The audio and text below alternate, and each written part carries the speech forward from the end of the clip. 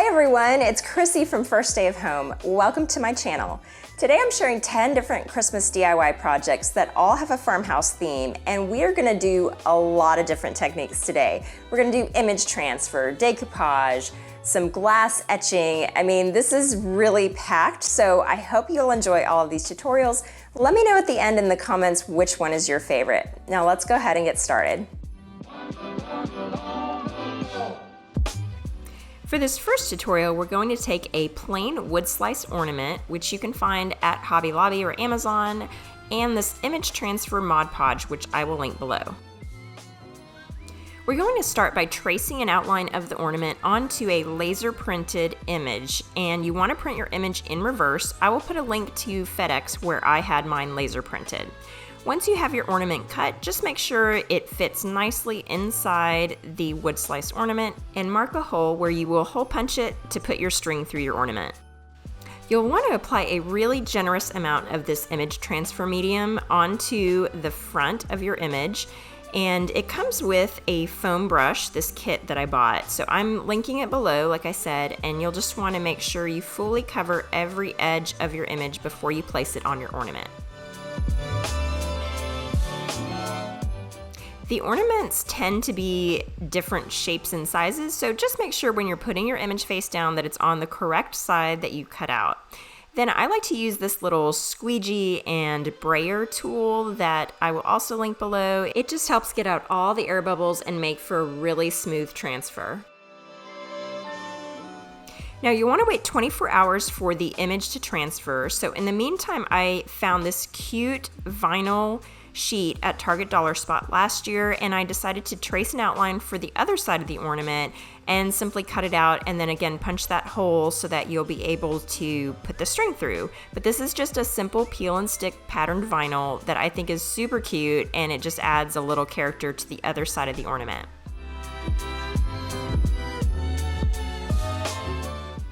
Now, after you've waited a day, it's the moment of truth, and I will say you need to have a little patience for this part. You'll start with a damp sponge and just wet the paper where you transferred your image.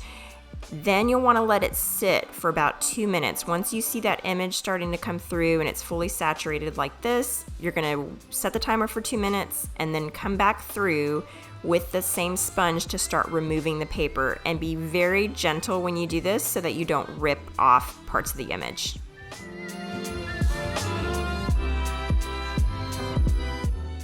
If you find that you're having trouble with certain spots, you can always re-wet the sponge and try again, or use your fingertips, but again, you want to be very gentle when you do this.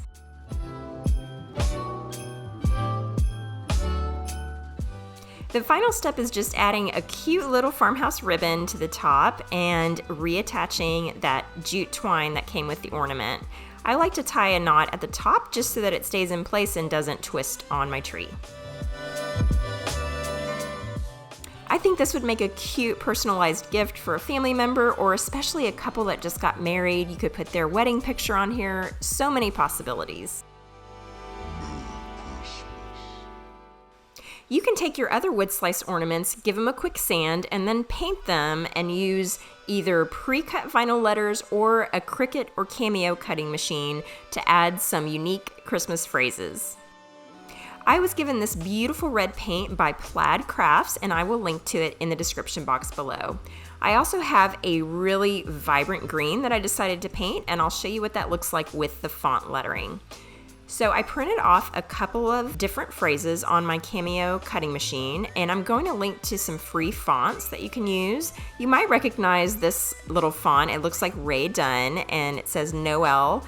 So I'm going to link this font below, but you can find a lot more fonts for free on my website, so I'm putting that link in the description box. I'm using just a little bit of transfer tape, which is pretty standard when you transfer vinyl letters, and using it to apply directly onto the ornament after the paint has dried, which is about an hour later. Again, I like to add a little farmhouse ribbon as a final touch, and how cute is this little buffalo plaid ribbon? I'll link to this as well in the description box.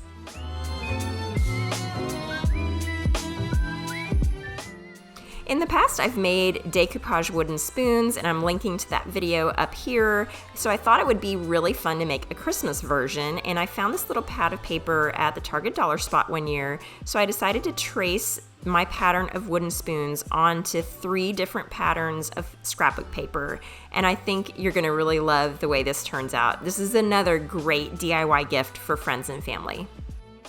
Again, when you're tracing your wooden spoons onto the paper, don't forget about making a little hole so that you can put some string or twine in when you're done.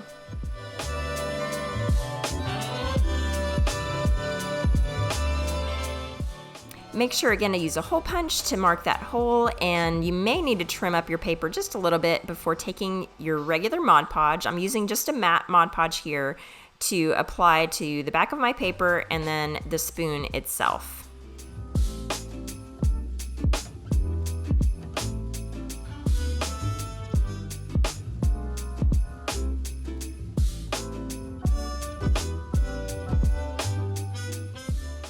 I'm going to apply my paper to both sides of the spoon, and then I'm going to wait about 20 to 30 minutes before applying a top coat. I repeated the steps for each of the spoons and then waited about 20 minutes before applying that top coat with the same matte Mod Podge. Now in my other video of decoupage spoons, you'll see I used an additional sealer, so go check out that video if you want to see some other options that are more glossy.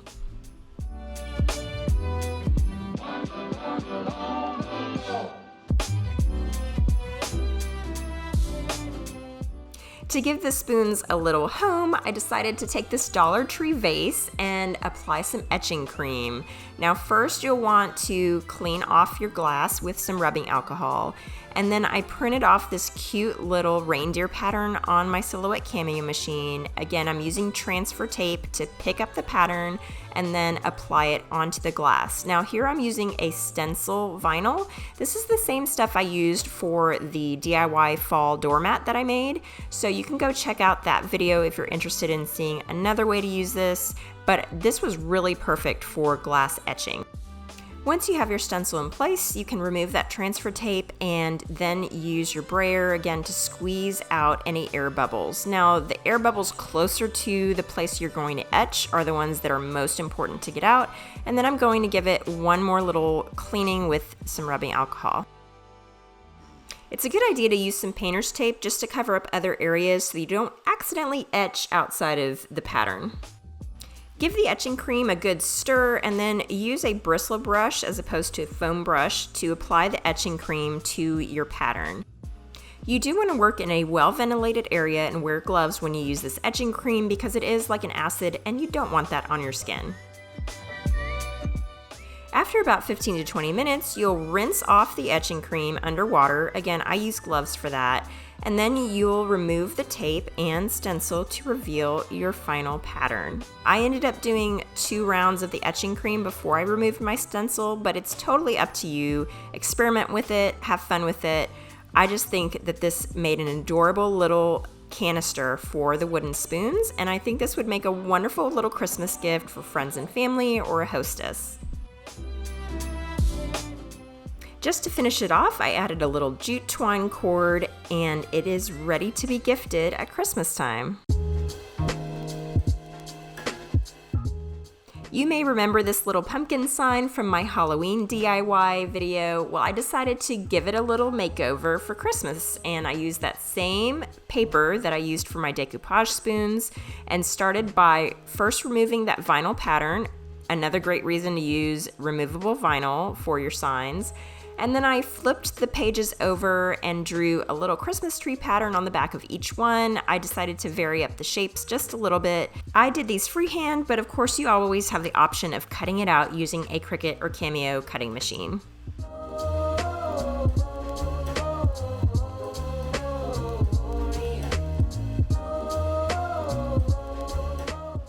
Once I had my shapes all cut out, it was just a matter of arranging them onto my farmhouse sign, and then I used a little bit of double-sided foam tape to give it just a bit of depth and also allow me to remove the trees when I want to repurpose my sign again.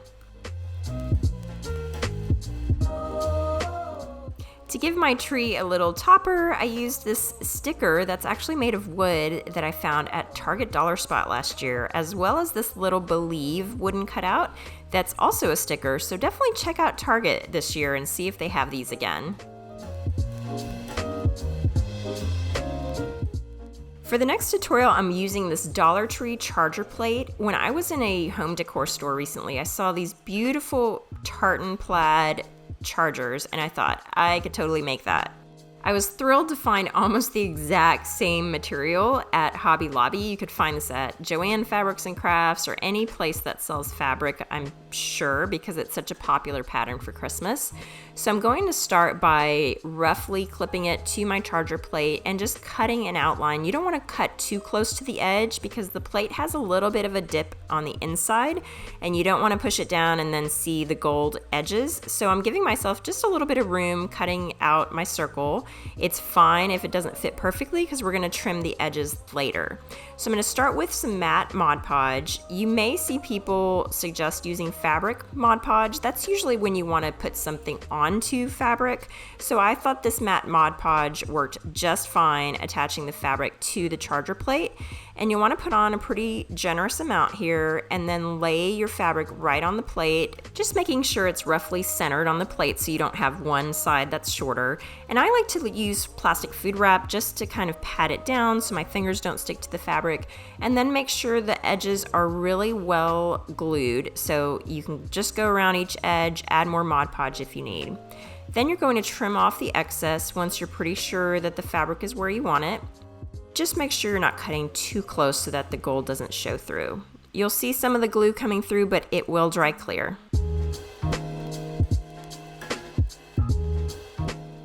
To make this a whole place setting, I decided to take this glass Dollar Tree plate and some vinyl lettering that I, again, cut out with my Silhouette Cameo. You can always use the vinyl lettering that they sell at Dollar Tree or at a craft store.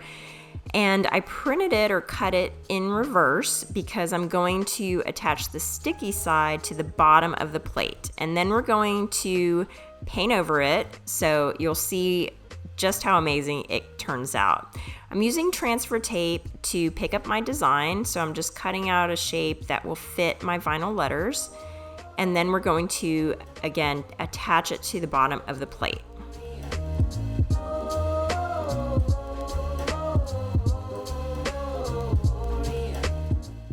This is where that brayer tool comes in handy again, just to squeeze out any air bubbles.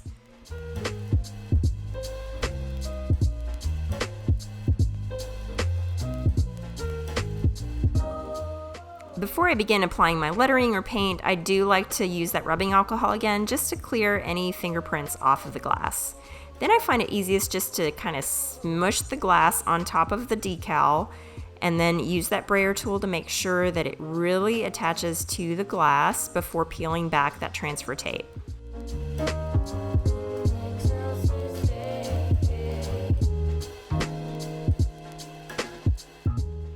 I think the plate would look adorable just as it is, but I like to add some white chalk paint to the back just to really make the words pop.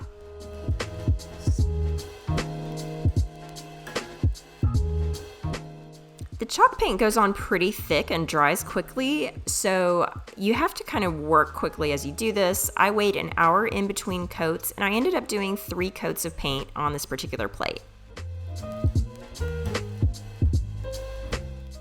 And here's the final reveal of what our charger looks like with the plate on top. I think it makes such a pretty setting for a Christmas table. You could even add in a copper mug just to really set off a beautiful place setting.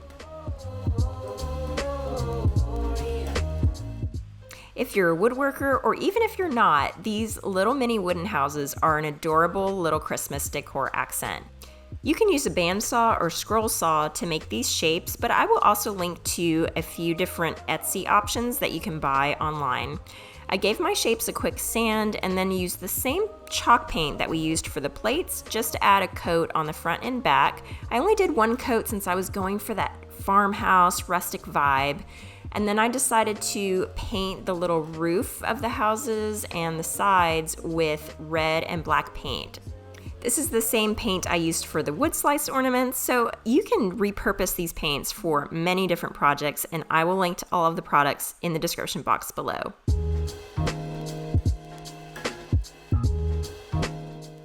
If you have any scrap wood pieces left over, you can make little cute Christmas trees or other accents to go with your little Christmas village. I decided to give my houses a little more character by making a quick little stencil, just cutting out some window and door shapes and then stamping them with a little foam pouncer and some black paint.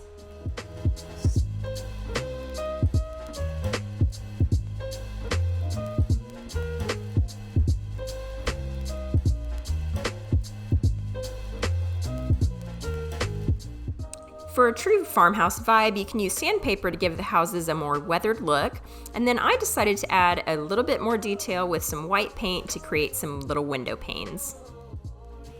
To set up my little Christmas village, I added in a few more little bottle brush trees, and then I found this great faux snow that I sprinkled all around to make it look like a little wintry scene. I topped mine off with a glass cloche, and it makes a beautiful centerpiece for the holidays.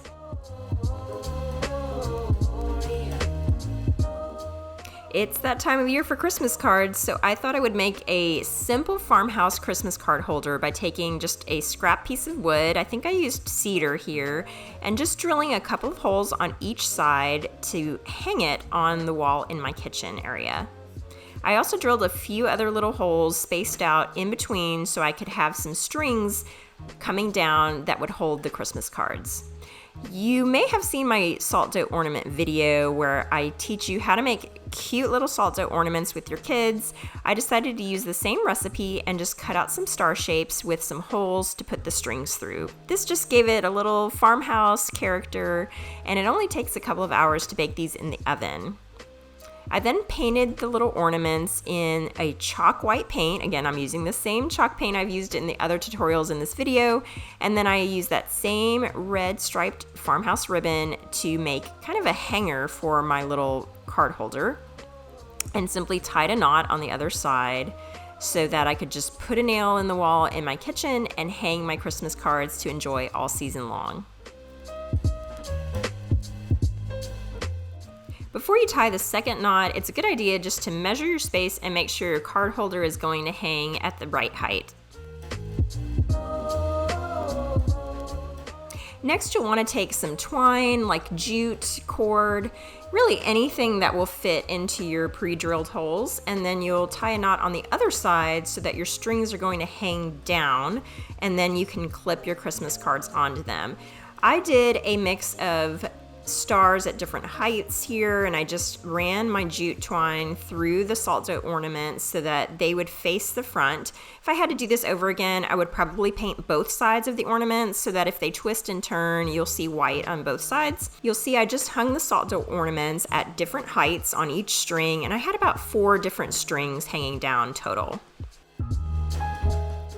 Here's a look at the card holder hanging in my kitchen, and you'll see how those strings tend to twist and turn a little bit, but once they're weighed down with cards, it'll be fine. I believe I got these little clothespins at either Hobby Lobby or Target, but they are perfect for this little farmhouse card holder. They just add a little touch of festive decor to your card holder. It's a great way to display all of the cards from friends and family for the holidays.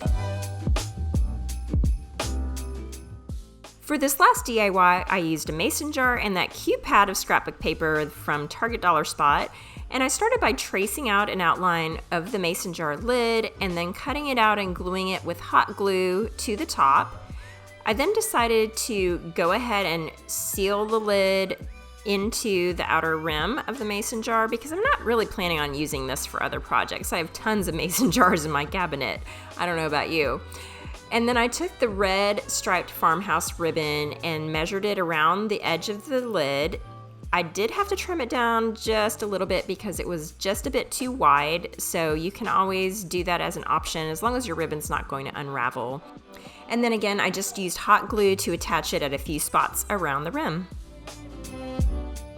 For the mason jar itself, I used that same chalk paint that I've used in other tutorials in this video, and then just added a couple of coats, waiting about an hour in between. And once I had it coated completely, I decided to roughen it up a little bit using some sandpaper so that you could see the lettering coming through. And then I took some of the green paint, the same one I used for the wood slice ornaments, and added a few little holly leaves. Now, you can paint by hand, or you can find some great paint markers, which are a little bit easier to use and get a little more precision, but I had fun doing it by hand, and it took me a little while to add a quick pattern of holly leaves all over the mason jar.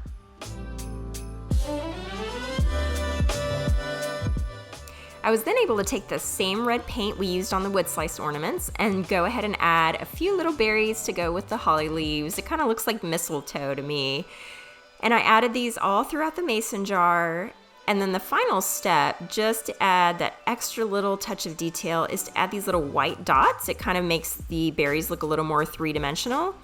And that's it. So you can use your mason jar as a little hurricane for a LED candle.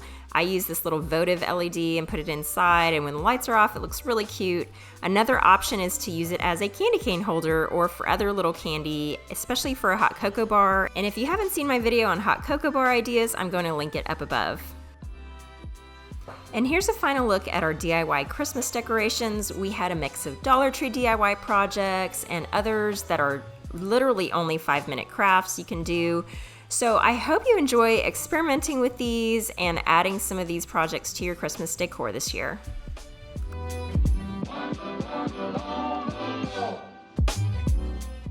Well, I would love to know which of these crafts you might try this Christmas season, so let me know in the comments. And if you liked this video, I always appreciate you giving it a thumbs up.